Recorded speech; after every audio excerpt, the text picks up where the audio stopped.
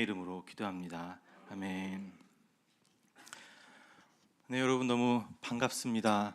우리 옆분과 이렇게 한번 인사했으면 좋겠습니다. 자주 보니 좋습니다. 네, 자주 보니 좋습니다. 네. 점점 수요 예배에 참여하시는 성도님들 수가 많아지는 것 같습니다. 이 자리가 점점 부족해지는 것이 앞에서 좀 보이는데 너무 좋은 일 같습니다. 네. 우리 함께 오늘 나눌 말씀 읽겠습니다. 로마서 1장 24절부터 32절까지 말씀입니다.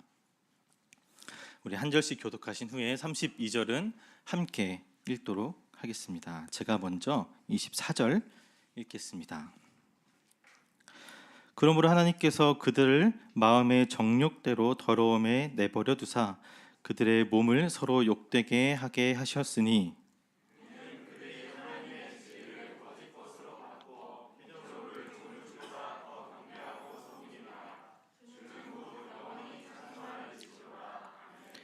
이 때문에 하나님께서 그들을 부끄러운 욕심에 내버려 두셨으니 곧 그들의 여자들도 순리대로 쓸 것을 바꾸어 영리로 쓰며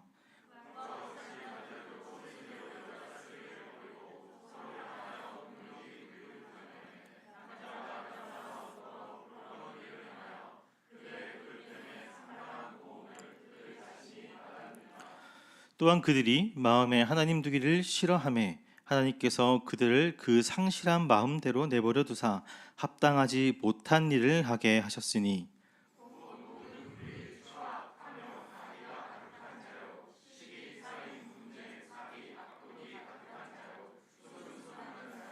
비방하는 자요 하나님께서 미워하시는 자요 능욕하는 자요 교만한 자요 자랑하는 자요 악을 도모하는 자요 부모를 거역하는 자요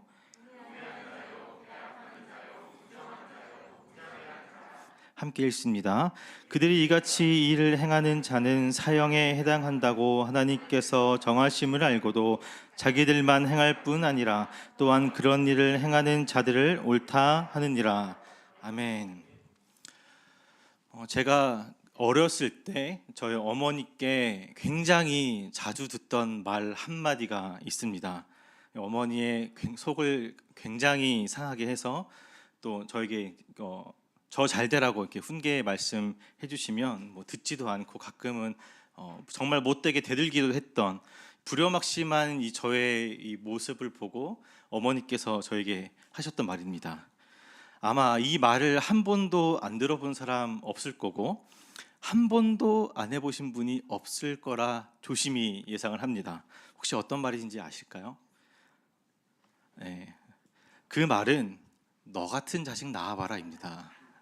네, 웃으시는 거 보니까 다들 공감하시네요. 여기서 한 단계 더 발전한 표현이 있습니다. 제발 꼭 너 같은 자식 낳아봐라. 그래야 부모의 마음 알 거다. 이렇게 말씀하시는 이유가 뭘까요? 아무리 말해도 안 듣고 말도 안 통하고 심지어는 엄마가 나에게 해준 게 뭔데? 라며 부모의 마음에 비수를 꽂는 말을 자녀들이 했을 때 그럴 때 도저히 이제 부모님께서 참지 못하시고 주홍실 같은 이 말을 끄집어내시는 것이죠. 너 같은 자식 낳아봐라.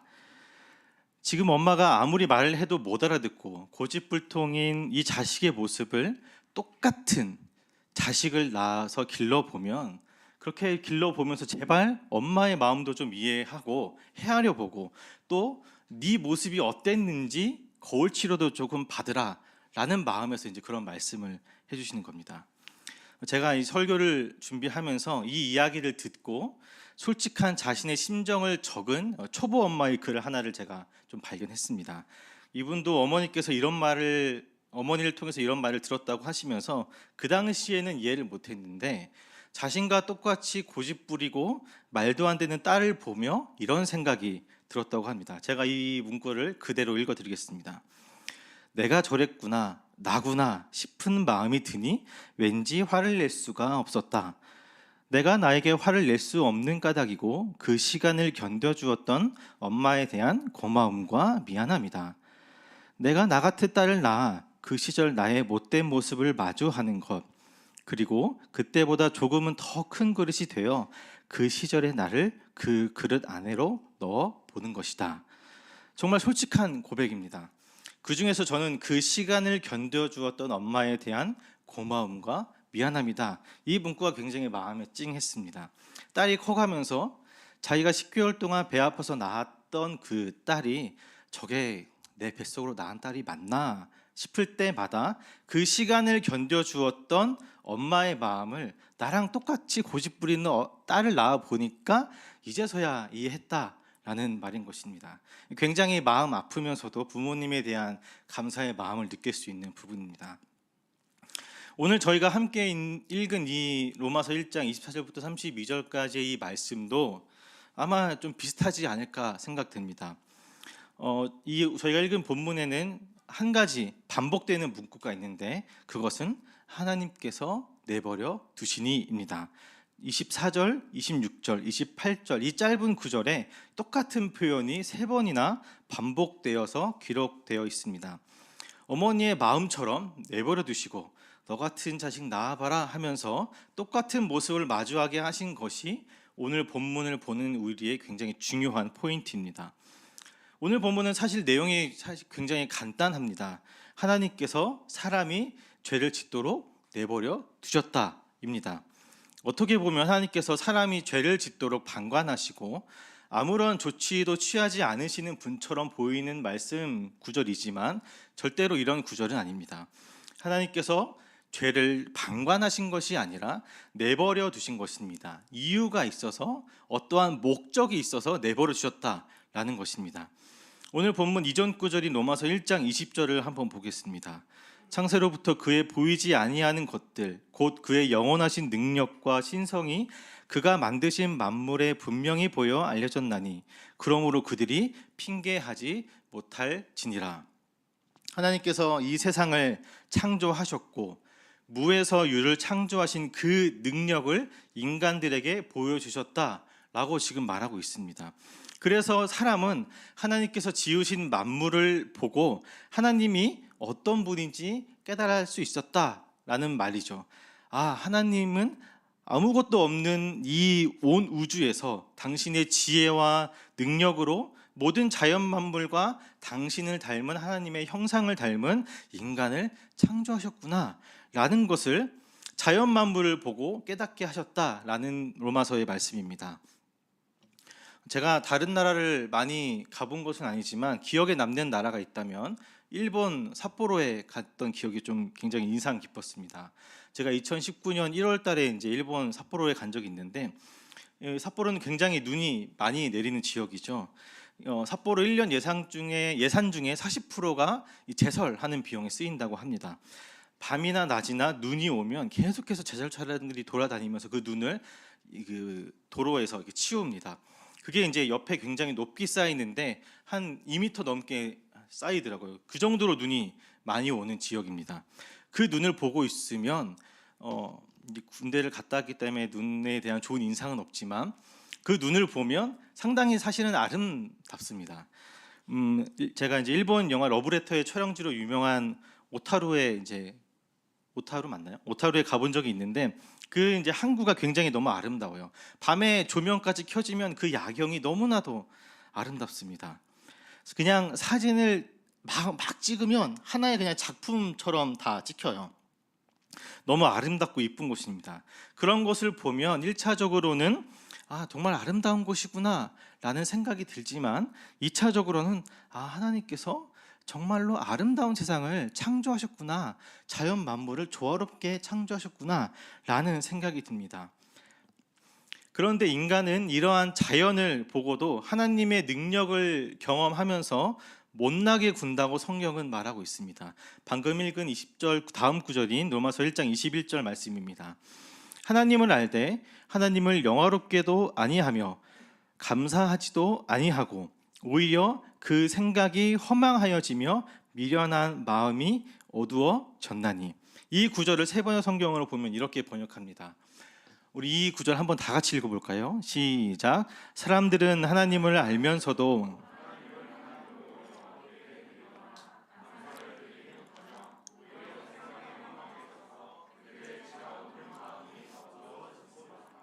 자연 만물을 창조하시고 그 자연 만물, 창조하신 자연 만물을 운행하시는 하나님의 능력, 하나님의 손길 등을 사람이 다 알고, 아, 하나님이 정말로 아름다운 자연 만물을 창조하셨구나 라는 것을 깨닫고 알면서도 하나님께 영광을 돌리거나 감사를 고백하지 않는다라는 바울의 권면입니다. 그래서 사람은 자연스럽게 의도적으로 하나님을 거부하고 있다라고 말하는 것이죠. 아, 하나님은 정말 좋은 분이십니다. 하나님은 정말 능력이 있으신 분이십니다. 하나님은 정말 감사한 분이십니다. 그런데 지금 당장 저에게는 필요하지 않습니다. 먹고 살기도 바쁜데 제 인생에 더 충실하고 싶거든요. 이렇게 지금 사람들이 반응한다라는 것입니다. 그래서 우리가 읽은 오늘 본문 말씀을 다시 보면 하나님이 없는 사람의 본성, 현실을 어마무시하게 기록하고 있습니다. 입에 담기도 부끄럽고 입에 담기로 역할 정도로 굉장히 악한 모습이 오늘 본문에 기록되어 있습니다. 그런데 더 기가 막히고 코가 막히는 것은 그것을 하나님께서 내버려 두셨다라는 것입니다. 오늘 본문 28절을 다시 한번 볼까요? 또한 그들이 마음에 하나님 두기를 싫어하며 하나님께서 그들을 그 상실한 마음대로 내버려 두사 합당하지 못한 일을 하게 하셨으니, 사람이 하나님을 마음에 두기를 싫어한다라고 말합니다. 그리고 하나님이 마음대로 살라고 내버려 두신다고 합니다. 왜요? 합당한 일을 하지 못하도록 내버려 두셨다라는 것입니다. 우리는 이 부분을 잘 이해해야 합니다. 제가 처음에도 서두에도 말씀드렸듯이 이 부분을 잘못 이해하면 하나님께서 죄를 방치하는 것처럼 이해되기 때문에 잘 이해합니다. 그래, 너네 나 없어도 잘 살 수 있지, 마음대로 살아봐라, 이런 하나님으로 그려지기 때문입니다. 하지만 하나님은 절대로 죄를 방관하시거나 방치하는 분은 아니십니다. 그렇다면 도대체 왜 하나님께서는 사람이 죄를 짓도록 내버려 두실까요? 죄를 싫어하시는 하나님이신데 제대로 훈육하고 따끔하게 혼내서 올바른 방향으로 인도해도 좋을 텐데, 그렇게 해줘도 모자랄 텐데 왜 우리를 내버려 두시냐라는 것입니다. 우리는 여기서 한 가지 인물을 통해 이 의미를 조금 찾아보고 싶습니다. 그 인물은 성경의 창세기에 있는 야곱입니다. 야곱을 설명하기 전에 우리가 성경을 볼 때 두 가지 정도를 참고해야 하는 부분이 있습니다. 이 두 가지만 여러분들이 잘 가지고 계신다면 성경을 더 깊고 풍성하게 읽으실 수 있습니다. 하나는 성경을 볼 때 큰 그림을 그리시면서 보셔야 됩니다. 무슨 말이냐면 구절 구절 하나의 자체에도 분명히 그 의미가 있고 그 의미를 보고 하나님의 말씀을 파악하고 깨달을 수 있지만 그 한 절 한 절을 잘 이해하기 위해서는 전후 문맥을 잘 파악해야 된다는 말입니다. 텍스트만 보면 안 되고 그 텍스트가 기록된 콘텍스트를 보셔야 한다는 것이죠. 이 구절이 어떠한 흐름에서 기록되어 있는지를 파악하면 그 의미가 더 분명해집니다. 또 다른 하나는 우리가 성경을 볼 때 성경이 하나님의 말씀이고 또 거룩한 글이다라는 이러한 생각 때문에 모든 기록을 좋게 보거나 긍정적으로 해석하려는 경향이 우리에게 좀 있습니다. 근데 꼭 그렇지만은 않습니다. 성경에서 모든 기록을 좋게 보거나 옳게 보면 성경에 등장하는 모든 인물을 우리가 위인화시킬 수 있는 오류에 빠지기 때문입니다. 그래서 객관적으로 각 그 인물마다의 스토리, 성경의 문맥의 스토리를 잘 파악하셔야 합니다. 제가 이런 것을 말씀드리는 이유는 사실 딴 게 아닙니다. 야곱을 잘 이해해보자라는 부분에서 이 말씀을 드린 건데, 제가 일부러 조금 격한 표현을 하겠습니다. 극적인 효과를 위해 좀 양해를 부탁드립니다. 성경에 등장하는 인물 중 야곱만큼 양아치가 없습니다. 네, 일부러 격한 표현 쓴 겁니다. 저 천국 가면 혼날 수도 있습니다. 네. 야곱의 일대기를 한번 생각해 봅시다. 야곱은 형의 장자권을 거짓말로 빼앗은 사람입니다. 굉장히 나쁜 놈이죠. 여기서 끝이 아닙니다. 삼촌 라반에게 도망을 가는데 거기서 라반의 딸이 레아와 라헬이 있죠. 야곱은 라헬과 결혼하기 원했는데 그 삼촌 라반은 레아를 야곱에게 줍니다. 그러자 그는 이미 자신에게 레아가 있음에도 불구하고 자기가 원했던 여인이 아니기 때문에 라헬을 달라고 하면서 7년을 더 라반 밑에서 노동력을 제공합니다. 그래서 라헬과 결혼하기 위해서 총 라반 밑에서 14년을 지금 일하는 것이죠. 어떠한 목적한 것을 이루기 위한 그의 노력이 굉장히 훌륭해 보입니다. 또 라반에게서 떠나기 위해, 또 라반의 재산을 조금 더 취해서 늘리기 위해서 야곱은 그의 장기인 속임수와 잔머리로 라반에게서의 많은 재산을 취해 옵니다. 그리고 다시 자신의 고향으로 돌아갑니다. 야곱은 그의 인생 동안에 정말로 자기 마음대로 자기가 원하는 것을 얻기 위해서 살았던 인물입니다. 형의 장자권도 빼앗고, 얻고 싶은 아내도 얻으려고 노력하고, 라반의 재산도 빼앗고, 이것이 야곱의 인생입니다. 그는 제멋대로 행동하며 자기가 하고 싶은 것을 이루기 위해서 살았습니다. 물론 그 중간중간에 하나님의 간섭이 분명히 있었습니다만 그것은 야곱을 어르고 달래기 위한 것일 뿐 야곱 자체가 하나님을 의지한 인생은 아니었다라는 말입니다. 그는 자신의 형에게서도 도망자로 살았고 또 삼촌에게서도 도망자로 살았던 인생입니다. 그의 인생은 마치 자신이 주인공인 것처럼 살았지만 그 인생의 결과는 도망자였고 하나님은 보조적인 역할만 담당했습니다. 사실 하나님이 의도적으로 그를 보조하신 것도 있습니다. 그가 그의 인생을 마음껏 네가 하고 싶은 대로 살아봐라 라고 보조하시고 내버려 두신 것이죠. 야곱이 라반에게서 도망칠 때 그는 갈 곳이 없었습니다. 왜냐하면 형인 에서에게 돌아가려고 한다면 자신이 정말 큰 죄를 이미 저질렀기 때문에 에서에게로 돌아갈 수가 없었죠. 우리가 이제 보통 어떤 드라마 보면 그 이제 변호사 시험 같은 거 하거나 의사 시험 합격하고 고향으로 돌아가면 막 큰 현수막부터 막 잔치를 벌이는 장면이 많이 등장하잖아요. 어찌 보면 야곱의 인생도 아내를 2명 얻고 첩도 거기서 2명을 더 얻고 자식도 10명이 넘고 재산도 굉장히 많았으니까 에서가 금이환영해서 기쁘게 받아들여도 모자랄 판인데 야곱은 에서에게 돌아가기를 주저합니다. 심지어 야곱이 돌아오고 있다는 소식을 듣고 에서는 400명의 군사를 끌고 그를 잡아오려고 합니다. 야곱은 이에 놀라서 굉장히 놀라 자빠져 버리죠. 자신이 살기 위해 가족과 재산을 나누고 조금이라도 재산과 가족을 지키려고 또 자신의 목숨을 지키려고 계속해서 잔머리를 굴리는 야곱의 모습입니다. 그리고 그는 그 재산과 가족을 분리하고 결국에는 혼자 남습니다. 이때 하나님께서 야곱을 찾아가십니다. 그리고 야곱과 씨름하십니다. 창세기 32장 27절을 보겠습니다.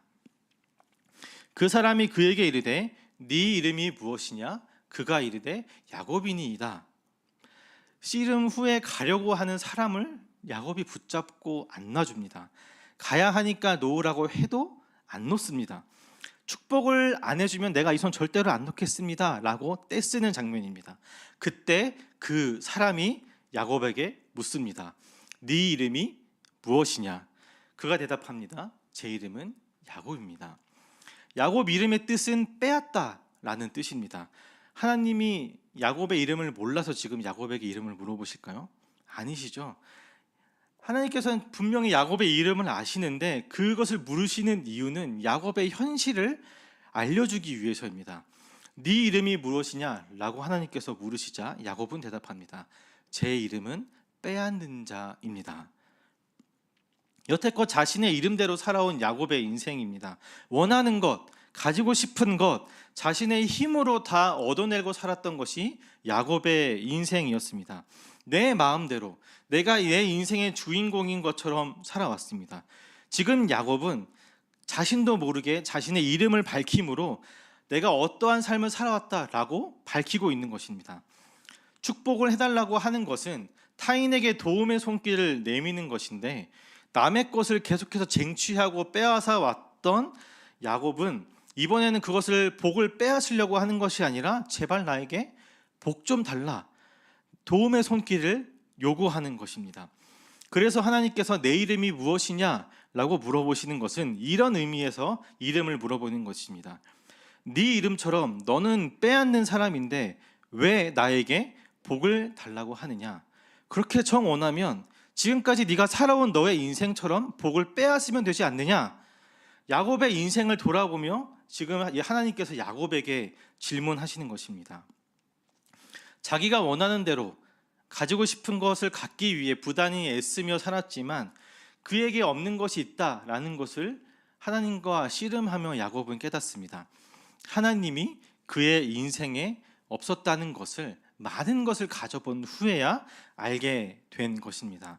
야곱의 인생을 내비두셔서 그가 자기 마음대로 살게 하시고, 그리고 그 후에야 자신의 인생이 도망자였고 빼앗는 자였다라는 것을 돌아보고 깨닫게 하신 것이죠. 자기 마음 먹은 대로 살았다면 그것이 그의 인생이지만 결국에는 그는 자신이 어떤 것도 가질 수 없는 절망 가운데 빠진 도움이 필요한 인간이 되어버린 것 자신을 발견하게 된 것입니다. 하나님께서 야곱에게 언제든지 나타나셔서 간섭하시는 상황은 무수히 많았습니다. 형의 장자권을 빼앗으려고 거짓말할 때 나타나셔서 내가 너의 어머니께 다 말했다. 에서가 너를 섬길 것을 내가 다 이미 알려줬다. 그러니 제발 거짓말하지 말고 기다려라. 내가 알아서 다 해줄게. 이렇게 하지 않으셨습니다. 라헬을 얻고자 했을 때 하나님께서 나타나셔서 라헬을 원하느냐? 그럼 내가 너에게 주겠다. 이렇게 하나님께서 하시지도 않으셨습니다. 야곱 스스로가 자신의 힘으로 살아봐라 내버려 두신 것입니다. 왜요? 자신의 힘으로 살아보려고 했을 때 그것에 나타나는 결과가 어떤 것인지 네 두 눈으로 똑똑히 봐라. 그래서 내버려 두신 것입니다. 야곱이 자신이 원하는 것을 빼앗으면서 살 때 그것이 정말로 만족하는 삶인 건지, 그것을 충분한 삶으로 자신이 살아보면서 깨닫도록 하신 것입니다. 그것을 깨닫기 위해 하나님께서는 야곱을 내비두셨고, 깨닫도록 하나님께서 조금씩 간섭하신 것이 야곱의 전체 스토리입니다. 하나님께서는 야곱이 깨닫는 그 시간을 허락하셨습니다. 아니, 더 정확히 얘기하자면 하나님께서는 그 시간을 견뎌주신 것입니다. 하나님께서 긴 시간을 참아주셨습니다. 그렇게 해서 자기의 발로 하나님께 항복하며 나아올 수 있도록 내버려 두신 것입니다. 하나님께서 기쁜 마음으로 내버려 두신 것이 아닙니다. 하나님께서는 우리를 로봇처럼 조정하시는 분이 아니시고 우리 각자의 인격을 존중하시는 분이시기 때문에 야곱의 못난 모습을 참으시며 야곱 스스로가 두 손을 들고 항복하도록 기다려주신 것입니다. 그 시간을 허락하신 것이죠. 시편 145편 8절의 말씀을 다 한번 보겠습니다. 우리 한 목소리 읽어보겠습니다. 시작. 여호와는 은혜로우시며 긍휼이 많으시며 노하기를 더디하시며 인자하심이 크시도다. 우리 한 번 더 읽어보겠습니다. 시작. 여호와는 은혜로우시며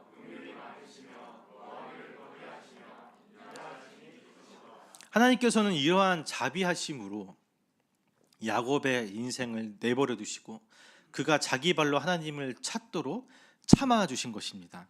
그가 자신의 발로 하나님께 돌아오도록, 자기가 원하는 대로 자기의 삶을 살았지만 결국 그것의 결과는 절망뿐이었고, 하나님이 내 인생에 반드시 필요하구나 라는 것을 깨닫도록 하나님께서 시간이라는 것을 허락하셨다라는 말입니다. 다시 오늘의 본문으로 돌아와서 하나님께서는 인간의 죄를 내버려 두신 이유는 인간의 죄를 방치하거나 방관하기 위해서가 절대로 아닙니다. 하나님이 없이 인간이 마음대로 하고 살았을 때, 내가 원하는 것을 이루고 내가 하고 싶은 대로 살았을 때 어떠한 결과가 과연 나타나는지 우리의 두 눈으로 직접 보라고 내비두신 것입니다.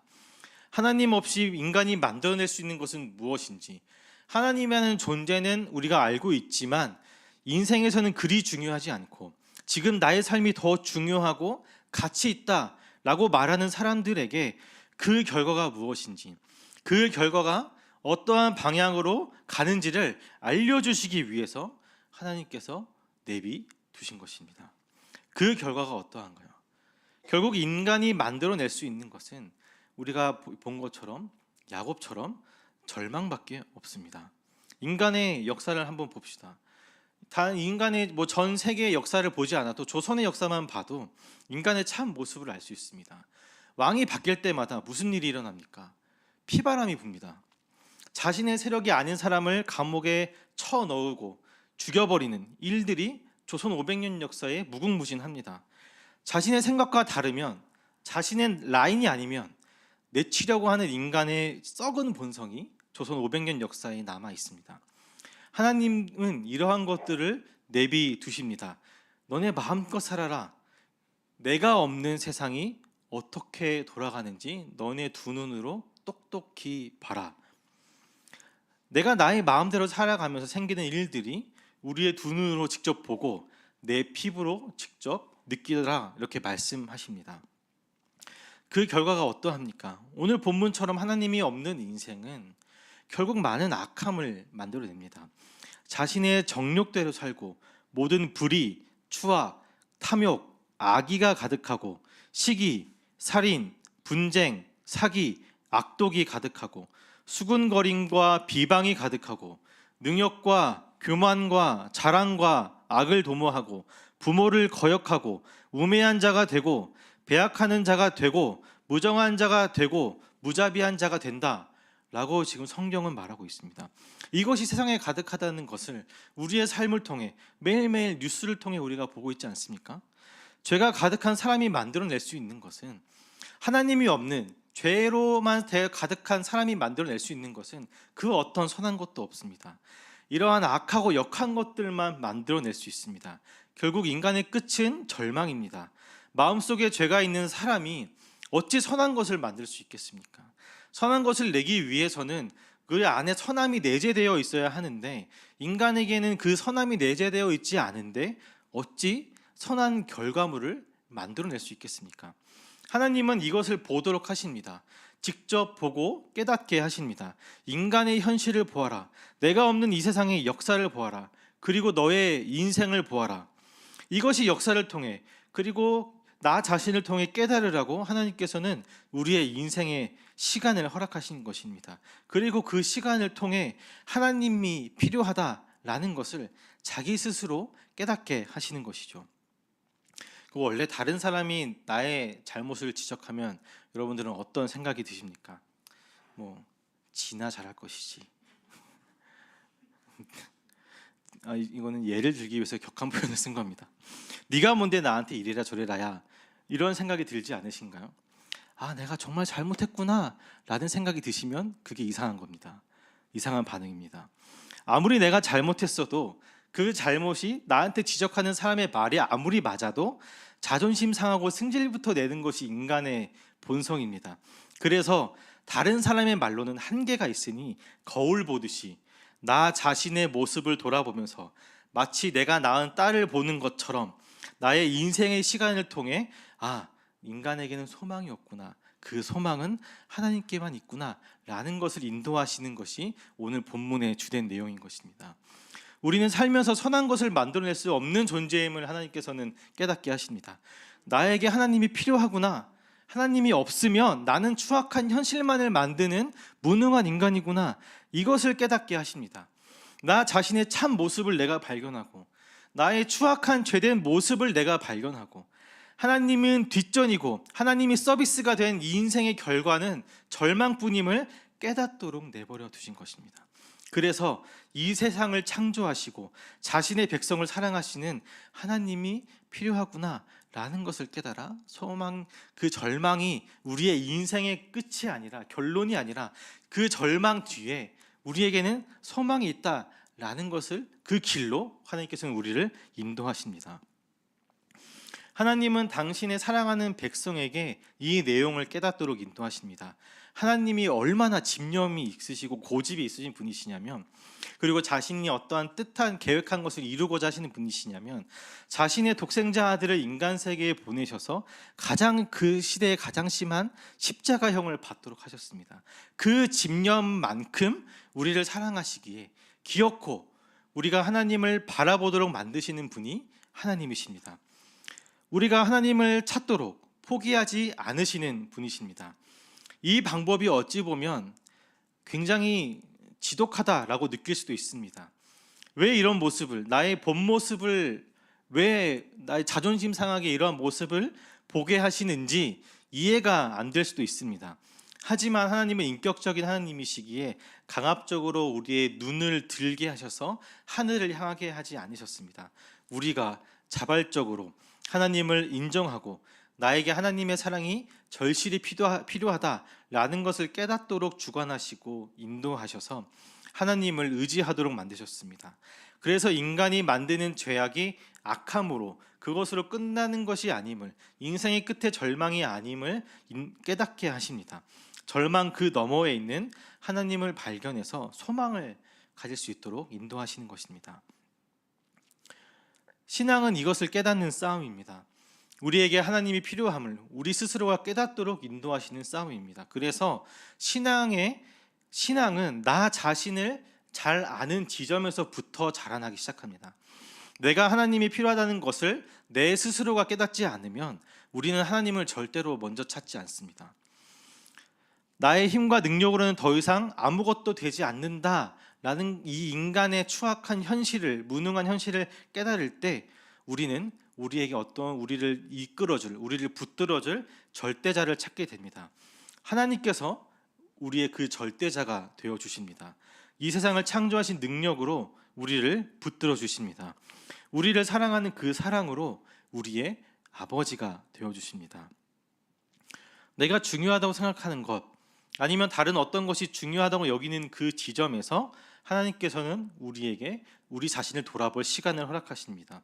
하나님이 반드시 필요함을 깨닫도록 내버려 두십니다. 그리고 그 시간을 통해 하나님이 우리의 인생의 진정한 주인이심을 우리 입으로 고백하게 하시고 그렇게 인도하십니다. 하나님은 우리의 인생의 주인이 되기를 원하십니다.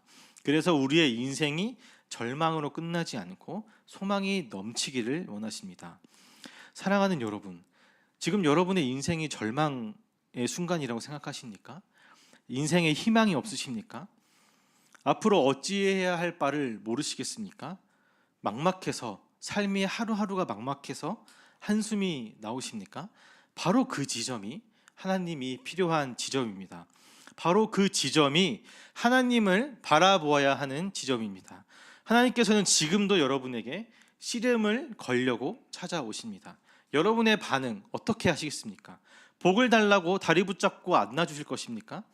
아니면 아직은 나는 조금 더 절망을 맛보겠다고, 아직은 내가 더 중요한 것을 내가 더 가치 있다고 생각하는 것을 붙잡으시기 위해서 그 복을 주시기에 우리를 찾아오신 하나님의 다리를 놓아버리시겠습니까? 이제 내 삶의 주인으로 모시고, 하나님을 내 삶의 주인으로 모시고 여러분들이 붙잡고 있었던 썩은 것들을 다 내려놓으시기 바랍니다. 그리고 하나님을 진정한 나의 주인으로 모시기를 바랍니다.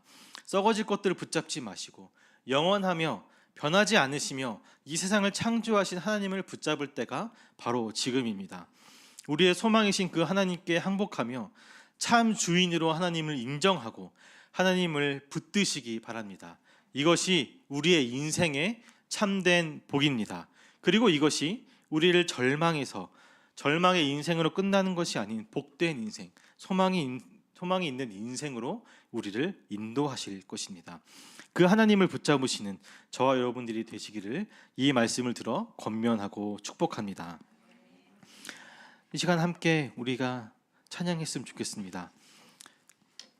내가 주인 삼은, 이 찬양을 하시면서 내가 이제는 하나님보다 더 사랑했고 하나님보다 더 붙들었던 것을 내려놓고 하나님만이 나의 삶의 진정한 주인임을 고백하며 그렇게 살기를 다짐하는 마음으로 우리가 이 시간 함께 이 찬양 고백하며 나아가겠습니다.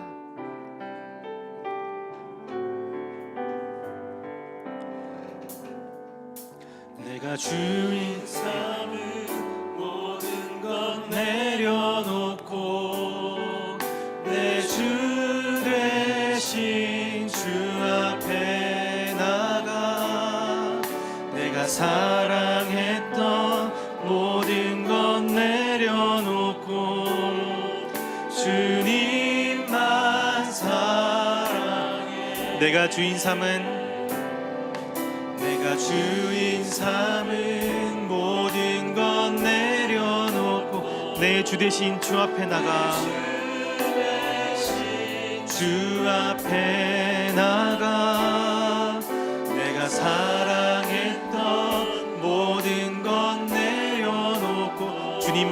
사랑해. 주 사랑, 주 사랑, 거친 풍랑에도 깊은 바다처럼 나를 잠잠케 해. 주 사랑,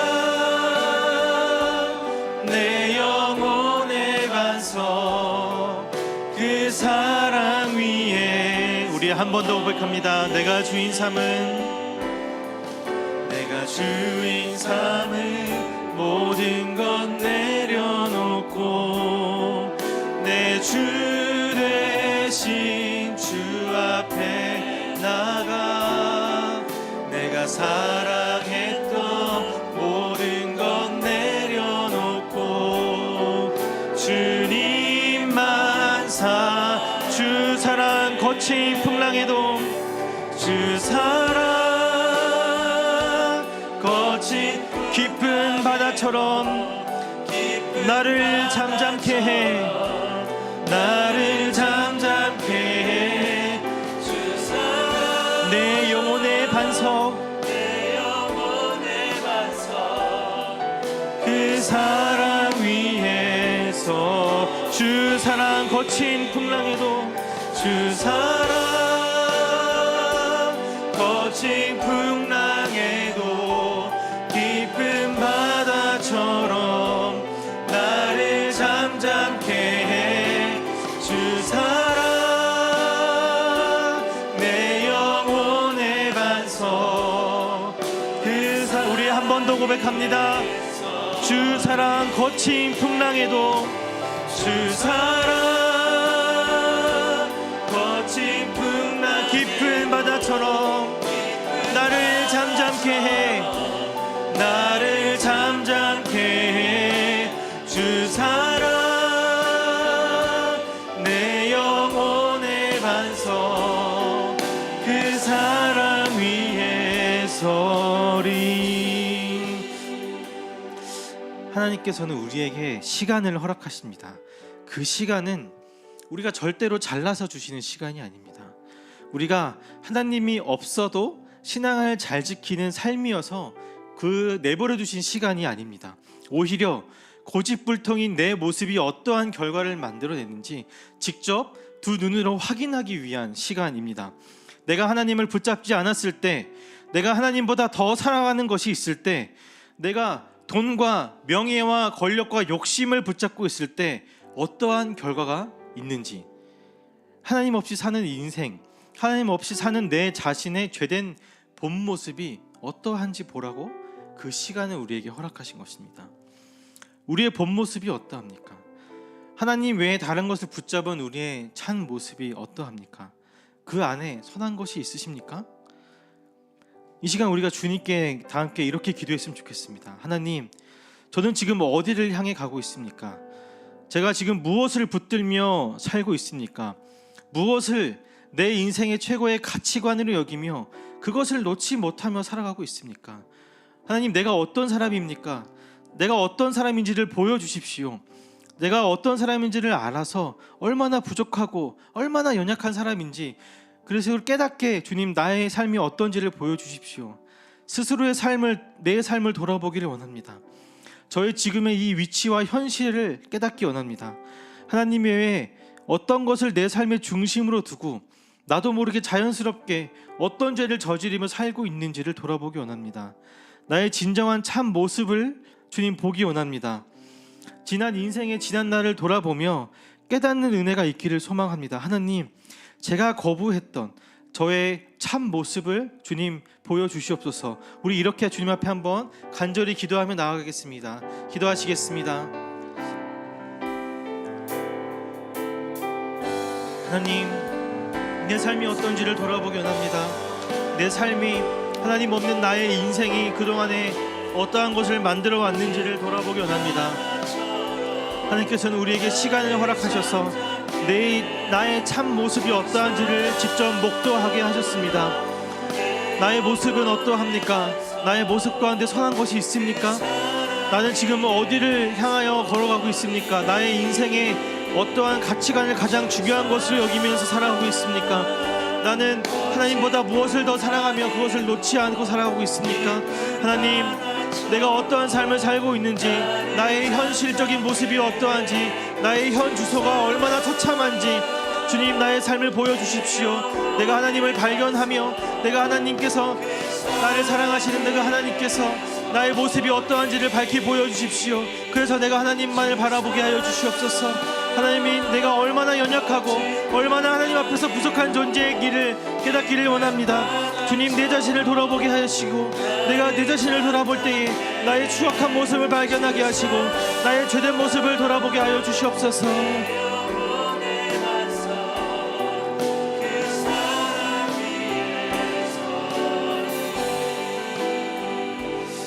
우리가 붙들 존재는 하나님밖에 없습니다. 하나님만이 우리의 참 소망이시오, 우리의 든든한 반석이십니다. 하나님이 우리의 진정한 위로자가 되시며 힘과 능력의 근원이 되십니다. 그 하나님께 우리 한 번 더 간절히 기도하며 나아갑시다. 하나님, 저의 삶을, 우리 삶을 붙들어 주십시오. 내가 주의 손에 붙들려지기를 소망합니다. 하나님 없이 살았던 지난날의 주님, 그 나의 죄된 모습을 주님 용서하여 주십시오. 하나님을 거부했던 지난 나의 삶을 이제는 돌이켜지기를 원합니다. 하나님보다 나의 만족과 나의 기쁨과 나의 행복을 위해 살았던 그 지난 날에서 이제 항복하고 주님께 나아갑니다.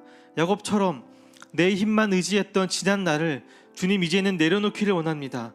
내가 사랑했던 모든 건 내려놓고 내 삶의 주인이신 하나님만을 바라보며 하나님만이 소망임을 고백하며 살기 원하오니 주님, 저를 붙들어 주시옵소서. 저에게 복을 주셔야 합니다. 그렇지 않으면 제 인생에는 소망이 없습니다. 나를 찾아오셔서 풍성한 복으로 채워 주시옵소서. 변함없는 하나님만이 우리의 삶의 주인으로 모시고 살기를 원하오니 온전히 하나님만을 바라보는 나의 인생, 우리의 인생이 될 수 있도록 주님 인도하여 주십시오. 우리 이렇게 주님 앞에 한 번 더 간절히 기도하며 나아가겠습니다. 기도하시겠습니다. 하나님 아버지, 내가 이제는 나의 삶의 소망이신 주님만을 붙들기를 원합니다. 나의 삶의 표대가 되어주시며 나의 삶의 참 소망이시고 나를 선한 길로 인도하시는 푸른 초장으로 인도하시는 선한 목자가 되시는 그 하나님만을 나의 삶의 주인으로 모시고 살아가기를 원합니다. 아버지 하나님, 이제는 내가 내 전에 더 사랑했던 것, 내가 주님보다 더 사랑했던 것을 내려놓고 온전히 하나님만을 바라보며 살아가기를 소망하오니 아버지 하나님, 저를 붙들어 주십시오. 우리 교회를 붙들어 주십시오. 우리 공동체를 붙들어 주십시오. 주님 손에 붙들려지기를 소망합니다. 주님이 없었던 지난 날을 주님 용서하여 주시고 하나님을 거부하며 살았던 나의 지난 삶을 돌이켜 온전히 주님께 항복하며 나아가오니 주님, 우리의 삶의 소망이 되어 주십시오. 온전히 주님만을 나의 만족이 되게 하시고 주님만이 나의 삶의 기쁨과 행복이 되게 하시며 그 하나님만에 살며 풍성한 은혜와 복을 누리며 살아갈 수 있도록 주님 인도하여 주시옵소서. 이제 나의 지난 것들을 다 내려놓고 항복하며 주님께 나아갑니다. 주님, 나를 다시 맞아주시옵소서. 나를 다시 안아주시옵소서. 주님, 나에게 소망이 되어 주시옵소서. 우리 한 번 더 기도합시다. 우리 이 시간 기도하실 때에 담임 목사님 위해서 한번 기도하기 원합니다. 목사님께서 6시 정도에 수술을 잘 마치시고 지금 회복 중에 계십니다. 이제 우리가 기도할 것은 그 회복 가운데 주님께서 함께하여 달라고 기도해야 될 것입니다. 회복하는 과정 가운데, 모든 치료의 과정 가운데 주님 함께하여 주셔서 우리가 이전보다 훨씬 더 건강하고 훨씬 더 기쁨의 웃음을 나누는 목사님을 다시 만나게 해달라고 우리 이 시간에 한 번 더 간절히 기도하며 나아갑시다. 기도하시겠습니다. 하나님 아버지, 감사합니다.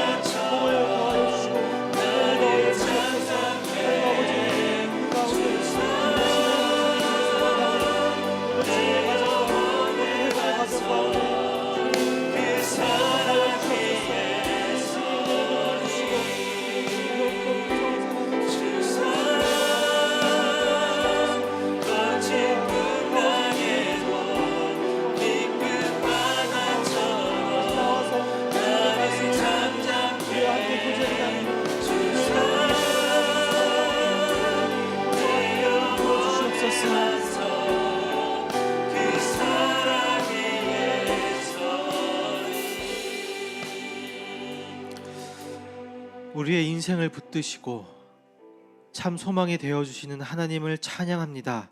내 인생이 고달프고 한숨의 연속이지만 여기서 끝나는 것이 아니라 더 나은 미래가 준비되어 있어 소망을 품게 하시니 감사합니다. 비록 지금 우리들의 모습은 많이 부족하고 연약한 것이 사실입니다.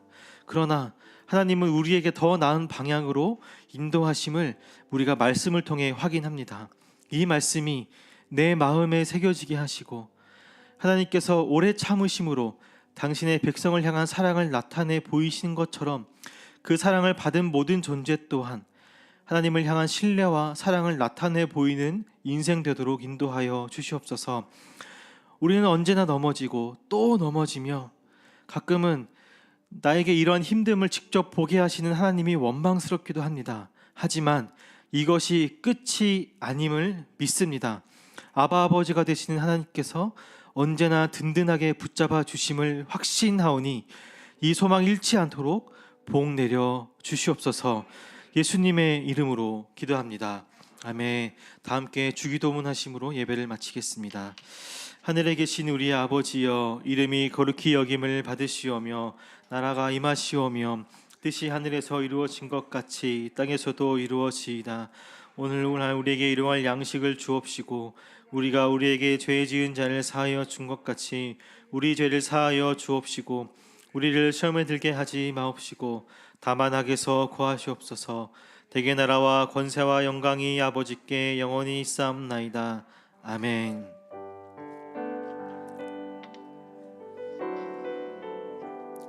계속해서 개인 기도하시고 자유롭게 귀가하시겠습니다. 기도하시겠습니다.